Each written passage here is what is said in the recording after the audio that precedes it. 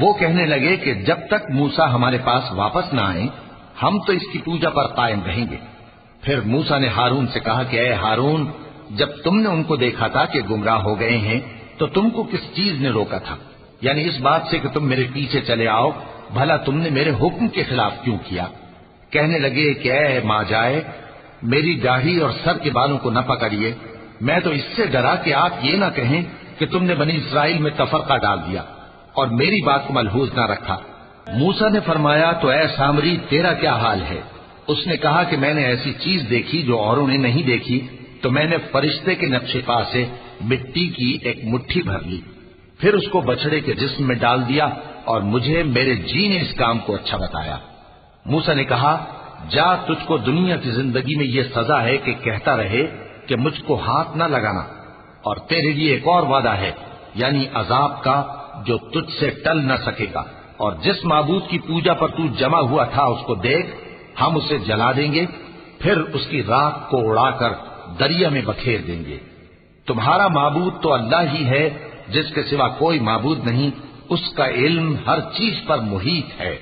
اس طرح ہم تم سے وہ حالات بیان کرتے ہیں جو گزر چکے ہیں، اور ہم نے تمہیں اپنے پاس سے نصیحت کی کتاب عطا فرمائی ہے۔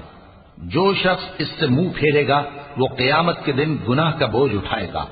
ایسے لوگ ہمیشہ اس عذاب میں مبتلا رہیں گے، اور یہ بوجھ قیامت کے روز ان کے لیے برا ہوگا، جس روز سور پھونکا جائے گا اور ہم گناہگاروں کو یوں اکٹھا کریں گے کہ ان کی آنکھیں نیلی نیلی ہوں گی۔ تو وہ آپس میں آہستہ آہستہ کہیں گے کہ تم دنیا میں صرف 10 ہی دن رہے ہو، جو باتیں یہ کریں گے ہم خوب جانتے ہیں۔ اس وقت ان میں سب سے اچھی راہ والا یعنی عاقل و ہوش مند کہے گا کہ نہیں، بلکہ صرف ایک ہی روز ٹھہرے ہو۔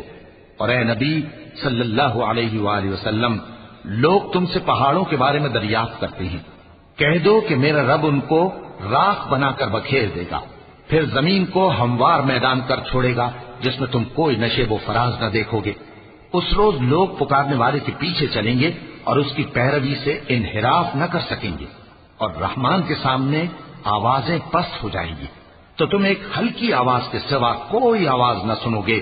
اس روز کسی کی سفارش کچھ فائدہ نہ دے گی مگر اس شخص کی جسے رحمان اجازت دے اور اس کی بات کو پسند فرمائے۔ جو کچھ ان کے آگے ہے اور جو کچھ ان کے پیچھے ہے وہ اس کو جانتا ہے، اور وہ اپنے علم سے اللہ کے علم کا احاطہ نہیں کر سکتے۔ اور اس زندہ و قائم کے روبرو منہ لٹک جائیں گے، اور جس نے ظلم کا بوجھ اٹھایا وہ نامراد رہا، اور جو نیک کام کرے گا اور مومن بھی ہوگا تو اس کو نہ ظلم کا خوف ہوگا اور نہ نقصان کا۔ اور ہم نے اس کو اسی طرح کا قرآن عربی نازل کیا ہے، اور اس میں طرح طرح کے ڈراوے بیان کر دیے ہیں تاکہ لوگ پرہیزگار بنیں یا اللہ ان کے لیے نصیحت پیدا کر دے۔ تو اللہ جو سچا بادشاہ ہے، عالی قدر ہے، اور قرآن کی وحی جو تمہاری طرف بھیجی جاتی ہے اس کے پورا ہونے سے پہلے قرآن کے پڑھنے میں جلدی نہ کیا کرو، اور دعا کرو کہ میرے پروردگار مجھے اور زیادہ علم دے۔ اور ہم نے پہلے آدم سے عہد لیا تھا مگر وہ اسے بھول گئے، اور ہم نے ان میں ارادے کی پختگی نہ پائی۔ اور جب ہم نے فرشتوں سے کہا کہ آدم کے آگے سجدہ کرو تو سب سجدے میں گر پڑے مگر ابلیس نے انکار کیا۔ اس پر ہم نے فرمایا کہ آدم، یہ تمہارا اور تمہاری بیوی کا دشمن ہے، تو یہ کہیں تم دونوں کو بہشت سے نہ نکلوا دے، پھر تم تکلیف میں پڑ جاؤ۔ یہاں تم کو یہ آسائش ہے کہ نہ بھوکے رہو نہ ننگے، اور یہ کہ نہ پیاسے رہو اور نہ دھوپ کھاؤ۔